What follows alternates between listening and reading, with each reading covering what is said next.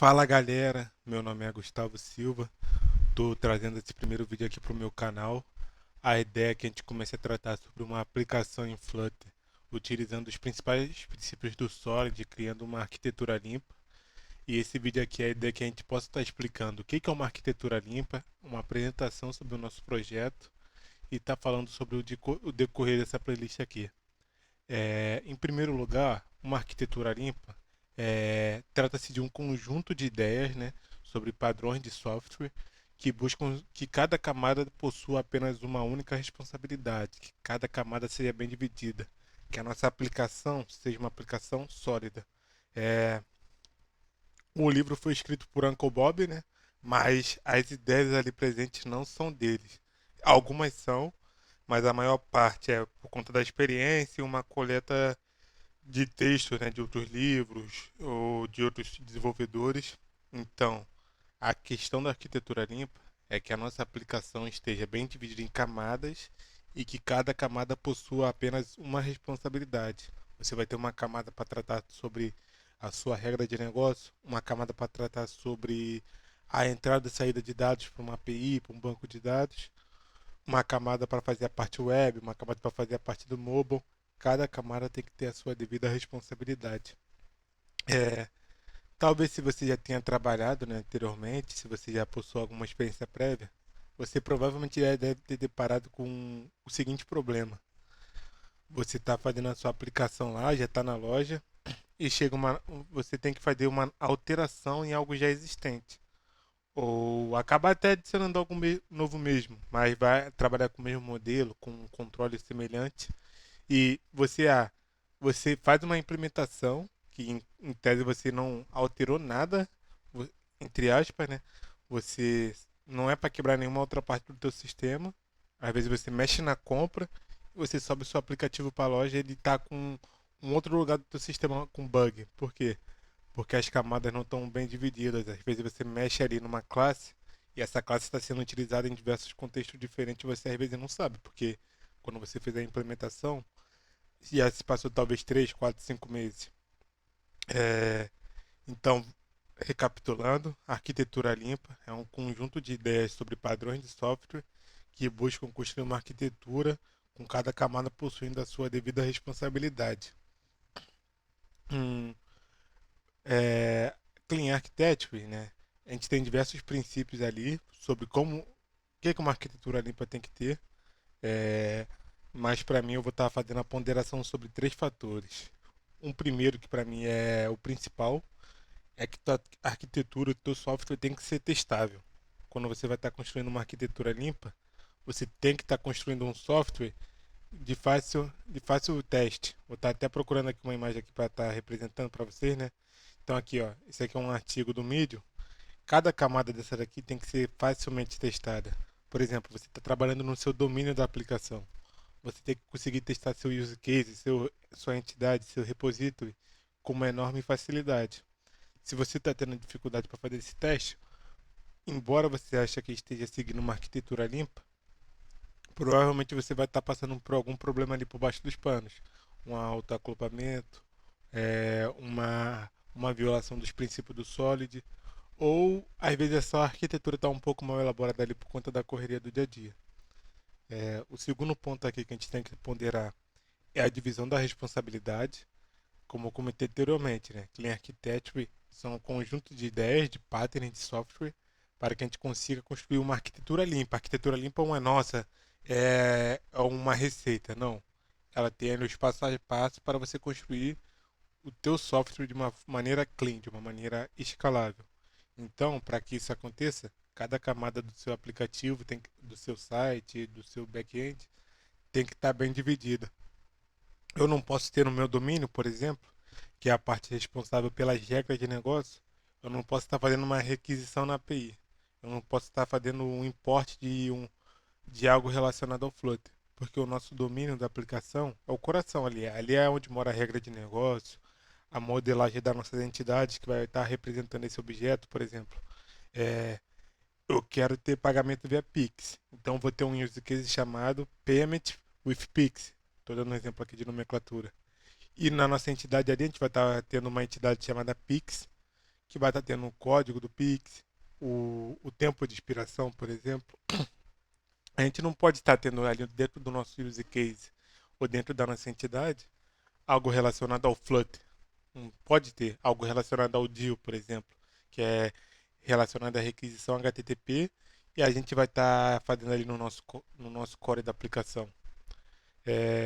E o outro princípio aqui, que casa bastante com essa divisão de responsabilidade, é a independência do front-end, a independência do back-end e a independência de plugins externos. Por exemplo, quando você vai estar construindo a sua aplicação não pode ser modelada pela forma como o back-end provém os dados para você. Principalmente ali no core. O back-end faz de forma X. Isso não implica que você no front-end tem que estar seguindo esse formato X. Você no front-end tem que estar seguindo o modelo que a sua regra de negócio implica. E lá dentro da camada responsável por fazer a conexão com o back-end, você faz essa adaptação. Por exemplo, a parte de UI, a gente trabalha atualmente com Flutter. Mas se entrar um novo framework em Dart mesmo, que faz a UI e o Flutter acaba ficando, vamos supor assim, deprecated, entre aspas, a sua aplicação não tem que ter dificuldades para trocar o Flutter. Porque você vai estar mexendo apenas em uma parte da sua aplicação e não fazendo a alteração dela como um todo. Então, são esses três princípios básicos, tá? É, eu vou estar deixando esse artigo aqui para vocês, que eu escrevi também, né, que está mais detalhadinho, cada passo a passo. É, agora que eu quero tratar com vocês também é quando a gente usa e quando a gente não usa Clean Architecture. Porque é um trade-off, a gente tem ganhos, bons ganhos, porém também temos algumas percas, por exemplo. Às vezes você vai estar atuando num freelance ou num projeto que é só você na sua equipe e um app pequeno. Talvez você fazer o teu aplicativo usando o Clean Architecture vai ser um over-engineer, porque é um aplicativo pequeno, só tem uma pessoa trabalhando.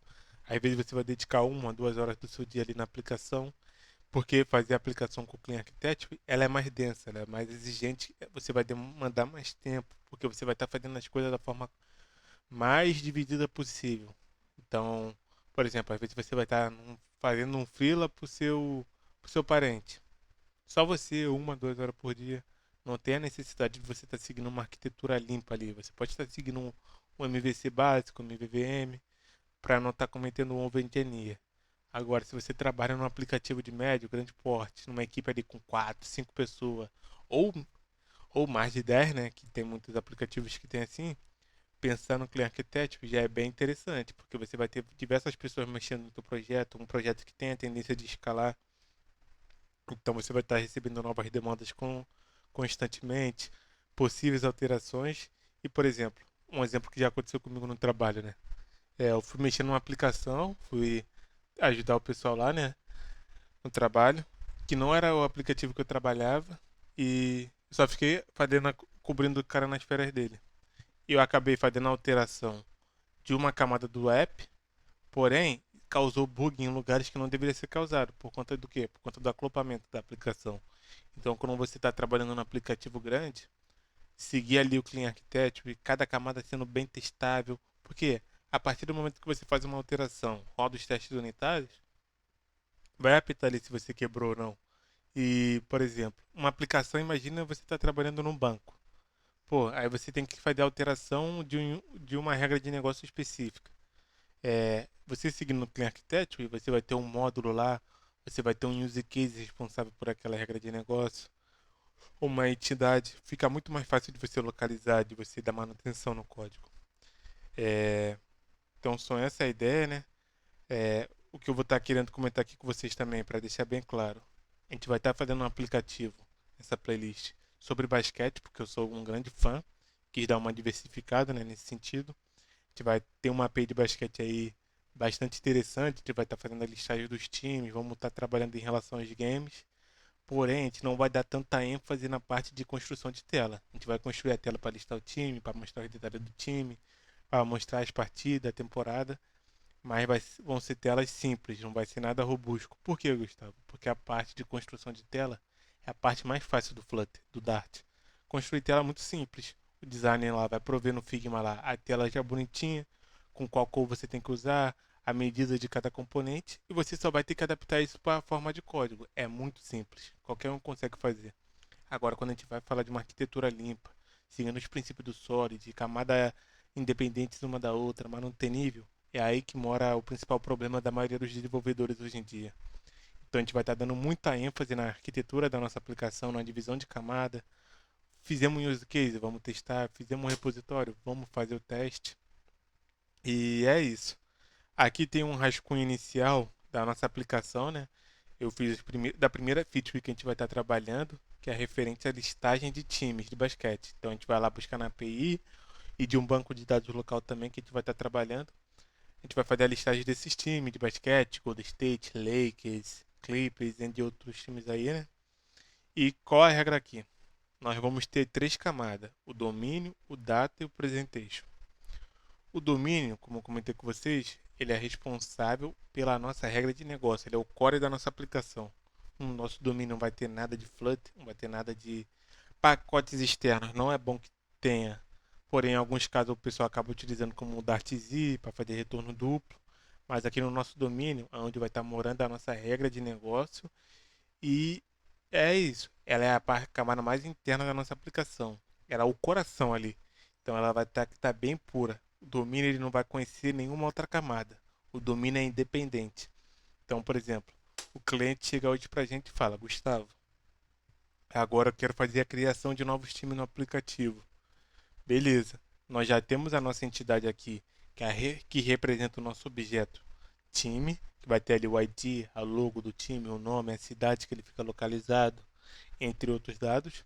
E agora nós vamos partir para a criação de um novo use case. Por quê? O que é o use case, Gustavo? O use case é a representação da nossa própria regra de negócio. Nesse nosso caso aqui, com a solicitação do cliente, ele vai estar pedindo para que o nosso sistema suporte a criação de times. A gente criaria um novo caso de uso aqui, chamado Create Team, e que ele teria uma função no repositório também. Então vamos recapitular aqui. A entidade, a representação do nosso objeto. Nesse nosso contexto aqui a gente está trabalhando com times. Então vamos ter uma entidade de time que vai ter o ID do time, a logo, a cidade, o endereço e tudo que for referente ao time. E cada use case é responsável por uma regra de negócio. Aqui nesse nosso exemplo, a gente vai ter um Fat Teams que vai ser responsável pela regra de negócio de buscar times na API ou no nosso banco de dados local. Ela não se importa de onde está vindo esse local, ele não se importa, ele só quer saber que o nosso sistema vai ter que buscar time. Essa é a nossa regra de negócio. E o Team Repository aqui, se vocês conseguirem visualizar, né? Ele está aqui com a linha tracejada, que significa que ele é uma classe abstrata barra interface, já que aqui no Dart a gente não tem, né? Isso aqui é só para a gente. Essa é a camada que nós criamos ali, uma classe com as funções que a gente espera que o mundo externo provém para a gente. Por exemplo, a gente vai ter dentro do nosso Team Repository uma função getTeams. Se a gente tivesse um use case chamado createTeam, a gente teria dentro do nosso Team Repository também uma função chamada createTeam e por aí. Ah, Gustavo, mas por que no use case você cria mais de um para cada regra de negócio e no repositório você mantém somente um? O use case, cada use case, uma regra de negócio do nosso sistema. Por isso ele sempre acaba sendo um verbo, né?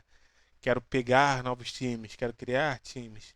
Cada use case é uma regra de negócio. Agora já o repositório é o que a gente espera que as camadas mais externas provém para o coração da nossa aplicação. E muita gente acaba pensando, mas se eu colocar mais de uma função no repositório, eu não vou estar ferindo o princípio lá de responsabilidade única do Solid? Não, porque o princípio da responsabilidade única não quer dizer que a sua classe ou a sua classe ou a tua função tem que fazer somente uma coisa. A tua classe ela tem que ter somente um motivo para existir. E o motivo que ela tem aqui é referente aos times, é por contexto. Eu não vou ter nada aqui referente à partida, eu não vou ter nada referente a jogador, eu vou ter tudo que for referente a times e que eu espere que o mundo externo provenha para a gente. Então, a gente não vai estar ferindo o princípio do Solid, porque o princípio do Solid não é sobre fazer uma coisa, é sobre ter somente um contexto. Eu não vou ter dentro do nosso Team Repositories aqui, eu não posso ter nada referente a games, eu não posso ter nada referente a usuário. Ele vai ter toda a parte do CRUD referente a os times, beleza? E continuando aqui, nós vamos ter a nossa próxima camada, né, que é o data. Ele é responsável por fazer a conexão com o mundo externo. Então é aqui que vai estar a nossa requisição HTTP, é aqui que vai estar nosso shared preference, nosso secure storage, outro banco de dados local que seja. É nessa camada aqui que a gente tem as chamadas externas, que a gente tem um banco de dados. Ah, vou fazer a biometria no data. Ah, vou fazer o Firebase, é no data. Ah, vou fazer shared preference, é no data. Ah, vou fazer requisição CUDI ou HTTP, é no data. Sempre no data. E aqui a gente tem três camadas também, né? Team Repository, que é a implementação do nosso repositório, porém, ele ainda não bate na API, ele ainda não bate em nenhum banco de dados local. Ele só faz a coordenação de dados entre a camada mais acima, que envia os dados referentes a uma API ou um banco de dados, e o nosso Team Repository da nossa entidade. Ele, repetindo novamente, ele não sabe de onde o dado vai vir, ele não sabe se vem de uma API, se vem de um banco de dados local, ele só sabe que o nosso repositório, que está no nosso domínio, espera determinados dados. Então eu me comprometo em fazer essa coordenação. O Team Repository, que fica no Data, ele faz a coordenação de dados, beleza? E a camada aqui mais acima que nós temos, que é o Data Source, que é aqui sim que mora a nossa chamada HTTP, a nossa chamada no Firebase, a nossa chamada a um Shell de Preference. O Data Source é a camada onde vai ficar localizada essas requisições. É ela, de fato, que bate no mundo externo. Ah, a gente vai estar fazendo um back-end Nest. É essa camada que vai bater na URL. Ah, a gente vai estar fazendo com Firebase Store. É essa camada que vai bater no Firebase Store. Ah, eu quero ter cache local, eu quero trabalhar com Remote First. É essa camada que vai bater num banco de dados local. Então, aqui nesse nosso exemplo, a gente tem um repositório que vai fazer a coordenação de dados entre o que a camada mais acima vai enviar e a nossa e o nosso domínio. E o data source, Remote Team Data Source, ele vai estar fazendo a requisição na API. E por que eu queria esse local Team Data Source? Porque a API que a gente vai estar utilizando, ela só suporta 100 requests gratuita por dia. Se você quiser pagar lá, né, por exemplo, a cada request que você fizer após, desconta uma quantidade bem irrisória, porém em dólar. E aí você vai estar trabalhando, rebuildando o app, need state toda hora chamando, eu não arrisco, né? Então, o que que a gente vai estar fazendo? A gente vai estar trabalhando chamando na API, coletando os dados e enviando para um banco de dados locais. Independente, a gente ainda vai descobrir qual vamos usar, porque não é a parte mais importante da nossa aplicação. E aí, a partir disso, a gente vai ficar sempre batendo nesse banco de dados local e a gente pode fazer uma configuração para, por exemplo, a cada 2 horas, a gente bate na API e atualiza o nosso banco de dados local. Por que que eu estou fazendo isso? Porque essa feature aqui é referente a times. E time de basquete não surge a cada hora. Vai surgir um time a cada 10 anos e olhe lá. São os mesmos times há mais de 100 anos, praticamente. Então, eu vou estar poupando dinheiro de um cliente, eu vou estar poupando tempo de requisição, porque bater num banco de dados local é muito mais rápido do que eu esperar a API processar, bater num banco de dados e retornar para a gente. Beleza? E a outra parte aqui dentro do nosso data que nós temos é o TeamMap. O que que ele faz? A nossa entidade aqui, ela só espera coisa referente a ela. Ela não tem nada externo. Então ela vai ter os atributos da nossa classe, que vai ser o ID, a logo do time, o nome do time, o apelido do time. Eu acredito que são esses. E vai ter o construtor. Eu poderia ter alguma lógica dentro da nossa entidade se essa lógica só dependesse dos atributos da nossa entidade. Somente isso. Dentro da nossa entidade não tem construtor do tipo FromMap, não tem construtor do tipo ToMap, não tem nada relacionado a JSON Encode, JSON Decode, nada. A nossa entidade é só para a gente criar a representação do nosso objeto e aquilo que a gente espera que o core da nossa aplicação tenha. O TeamMap DTO é a camada que vai ficar responsável por fazer o parse do back-end ou do nosso banco de dados local, né? Então, dentro desse TeamMap DTO aqui, que vai ter o nosso FromMap se a gente estiver recebendo da API, vai ter o ToMap se a gente estiver enviando para a API. Dentro desse TeamMap aqui, o TeamMap TeamDTO. Essa nomenclatura aí fica muito a encargo de cada um, né? Então, repetindo novamente, o TeamMap DTO barra DTO é responsável por pegar os dados providos da API ou converter os dados providos do nosso core para a API. Então, a gente vai estar fazendo a requisição na API. Aqui dentro desse nosso TMap, a gente vai ter o famoso From Map. Ah, eu quero agora enviar os dados para a API. Então aqui dentro desse nosso TMap, a gente vai ter o ToJSON, o ToMap, que é quando a gente vai enviar os dados para a API. Beleza? E a última camada aqui, que eu acho que é a que vocês já estão mais habituados, né? É a camada Presentation. Ela é a camada ali que fica a nossa UI, o nosso controlador, os nossos widgets. E assim, eu vou ser um pouco mais breve nela, né? Porque sei que a maior parte das pessoas já estão habituadas. E aqui, o que a gente pode falar? A team page ali, ela é referente à construção da nossa tela, bem simples. E o team controller, que é referente é a camada que vai processar a entrada e saída de dados da nossa tela, né? Então vai ser sempre assim. É, Aqui, se a gente for olhar o nosso fluxo, ó, não tem seta nenhuma que saia do nosso domínio para camadas externas. Tem setas que vêm da camadas externas para o nosso domínio. O nosso domínio nunca, nunca, nunca pode conhecer uma outra camada. Dentro do nosso domínio ele é puro, ele é a representação da nossa aplicação, da nossa regra de negócio. Então, por exemplo, aqui, ó, vamos recapitular. Ah, estou usando o Dio e eu quero trocar para o Firebase. Pô, eu venho aqui nesse Remote Teams aqui Data Source e faço a alteração somente dessa camada. Eu não vou precisar alterar nada no domínio, não vou precisar alterar nada na UI, eu só vou alterar nessa camada aqui. Poxa, Gustavo, eu estou usando Shared Preference, mas está ficando um pouco complicado. Quero trocar o banco de dados local. Então você vai vir aqui no teu local Team Data Source, vai fazer a alteração somente ali, não vai mexer em nenhum outro lugar da tua aplicação. Aqui, ó, pô, sei lá, o bloco está deprecated e vou alterar para o MobX. Você vai vir no teu Team Controller e vai fazer a alteração somente lá. Você não vai ter que alterar nada na tua UI, nada no teu domínio, nada no teu data. Você vai fazer a alteração em um local específico. Então é por isso que o Cleanarch é tão poderoso. A tua aplicação é mais robusto de se escrever? Sim, é mais robusto. Mas você está fazendo de uma forma que quando você precisar fazer alguma alteração, fazer a manutenção, fica muito mais tranquilo. Ah, pô, tem uma nova regra de negócio, então eu sei que eu tenho que ter um novo use case. E o que eu comentei aqui, ó? Que dos princípios do Cleanarch, né?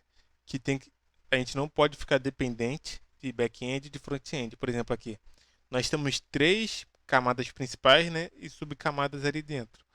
Poxa, surgiu um novo framework de construção de tela que utiliza Dart, que é muito, muito bom. Tá todo mundo usando, meu app vai migrar. Poxa, tudo isso aqui, ó, tá em Dart, você não vai precisar alterar nada. O bloco não é do Flutter, o bloco é do Dart. Então você vai vir aqui, ó, no Team Page, fazer a alteração da tua construção de tela somente aqui. Ao invés de você fazer import de coisa do Flutter, você importa sobre o novo framework. É muito tranquilo de se trabalhar. Ah, meu back-end alterou. Poxa, o back-end alterou. Antes ele retornava os campos tudo minúsculo, agora a primeira letra de cada palavra é maiúscula. Pô, você só vai alterar aqui o teu time é DTO, você não vai alterar a tua entidade, você não vai alterar teu caso de uso. A tua aplicação vai continuar funcionando ali. Então, a ideia inicial que eu tenho é essa. A gente vai estar fazendo uma aplicação aqui referente à construção de um aplicativo de basquete. Hoje eu não mostrei nada referente à construção de tela, né? Posso até fazer uma breve palhinha aqui sobre a API que a gente vai estar utilizando. API Esportes aqui, a documentação dela. Ela é bem completa, ó, tem de pontos sobre temporada, sobre as ligas, games, times, jogadores, estatística. A gente vai estar utilizando essa API ali para fazer o consumo do nosso aplicativo. E recapitulando, eu vou tentar explicar bastante as camadas, domínio, data, quando a gente for construindo. Mas agora, construção de tela, eu nem me preocupei em elaborar um Figma. Por quê, Gustavo? Porque Figma, nós temos um design que vai fazer isso. Então é bem simples. A gente vai olhar lá as medidas. Ah, ele botou aqui um padding de 8, um box shadow de 10, beleza. Eu vou lá no Flutter lá, crio um container, faço, coloco um widget do tipo padding, vou fazendo também. É bem tranquilo. Então a gente vai estar focado aqui na construção de uma arquitetura, fazendo testes unitários, trabalhando ali em relação à chamada local e chamada externa. Eu até fiz aqui uma breve palhinha, né? Posso até mostrar para vocês. Eu fiz bem simples mesmo, como vocês podem estar olhando aqui. Bem simplório. Tá fazendo a listagem dos times aqui, perdão. E quando eu clico no time, ele abre aqui e mostra os detalhes, né? Porém, essa é só a primeira feature do nosso sistema. conforme o nosso aplicativo for crescendo, a gente vai adicionando novas coisas, vai fazendo aqui chamada sobre os jogadores, vamos ver cada jogador de basquete. Eu sou bastante entusiasta, né? Então estou bem empolgado nesse projeto. E qualquer dúvida vocês podem estar entrando em contato comigo. Minha ideia aqui, muito espelhado pelo meu amigo Caio, que me deu esse conselho, é que cada vídeo ele vai ter um artigo ali no Medium também para fazer a complementação, né? Por exemplo, aqui eu fiz a explicação muito focada na teoria do Clean Architecture. E aqui no Medium vai ter também essa explicação detalhadinha, o que é arquitetura limpa, quando você deve usar, aqui uma imagem representando cada camada, explicando aqui o que é o domínio, o que é uma entidade, o que é um caso de uso. Então, qualquer dúvida também vocês podem estar entrando em contato comigo lá no LinkedIn. E é isso, pessoal. Espero que vocês tenham gostado dessa nossa primeira aula, que foi bem teórica, bem densa. Mas a partir da aula que vem a gente já vai estar começando a construir a nossa aplicação, botando a mão na massa. E espero que vocês gostem. É, qualquer dúvida pode entrar em contato comigo via LinkedIn, Twitter, o que quer que for. E gostando, peço que vocês se inscrevam no canal aí, é meu primeiro vídeo. Estou bem empolgado com esse projeto. Espero que a gente consiga construir a aplicação.